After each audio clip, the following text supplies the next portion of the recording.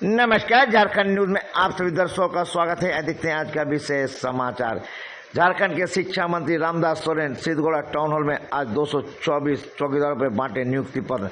उसके बाद उन्होंने प्रेस से बातचीत करते हुए बोले, झारखंड शिक्षा नीति को 1 साल के अंदर कर जाएगा सबसे ज्यादा दुरुस्त। इसके लिए सारे स्कूल, कॉलेज, यूनिवर्सिटी में है हमारा नजर। अगर किसी भी तरह अनियमितता पाया जाएगा तो उस पर होगा कड़ी से कड़ी कार्रवाई। इसके बाद प्रेस से बातचीत करने 86 बस्ती के बारे में बोले कि आखिर 86 बस्ती का जो मालिकाना हक मांग रहे हैं ये रघुबर नगर के बारे में कि रघुबर नगर आखिर है किसका, ये जमीन किसने दिया, इसमें बसने वाले लोग कौन है, ये अवैध तरह के बस्ती है, इस पर जल्द से जल्द कानूनी कार्रवाई किया जाएगा। आइए देखते हैं एक रिपोर्ट।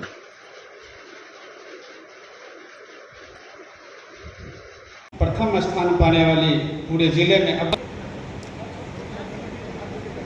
तालियां बजती रहनी चाहिए। अगला नाम है सेकंड टॉपर रहे सूरज कुमार महतो जी। हमारा यहाँ जल जंगल जमीन बचेगा, हमारा भाषा संस्कृति बचेगा,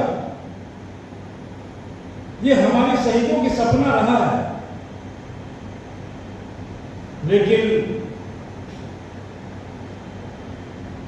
लंबी लड़ाई के बाद सिद्धू सोरेन के नेतृत्व में उस लड़ाई में कई माताएं बहनों का सिंदूर मिटा, सुहाग मिटा, कई पिता ने अपना बेटा को खोया। और आज पूर्वी सिंहभूम जिला के सभी बीट से आए हुए 224 जो चौकीदार के रूप में नियुक्त किया गया, जिससे आज कम कैसे लूटे। तो अभी हम लोग झारखंड राज्य को बेहतर से बेहतर शिक्षा देने के लिए हम लोग तत्पर हैं। राज्य का मुख्यमंत्री निश्चित रूप से शिक्षा और स्वास्थ्य पर उन्होंने काफ़ी वर्क सब किया है और काम किया है। और उसको कैसे हम यहाँ पर इस राज्य में शिक्षा और स्वास्थ्य को प्राथमिकता दिया गया है, इसके साथ साथ किसान को कैसे हम बेहतर खेती करें, इसके लिए भी हमारे राज्य के मुख्यमंत्री ने एक अभियान तौर चलाया है, जिसके लिए किसान पाठशाला बनाने के लिए कई जगह घोषणा किया है। जैसे मेरे घाटशिला में किसान पाठशाला बनाने के लिए स्वीकृति मिल चुका है, जिस पर वहाँ पर जिस तरह कॉलेज में पढ़ते हैं वो किसानों के लिए ही वह कॉलेज होगा।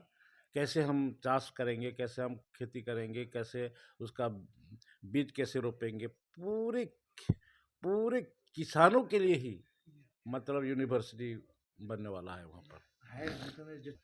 यहाँ पर तो कई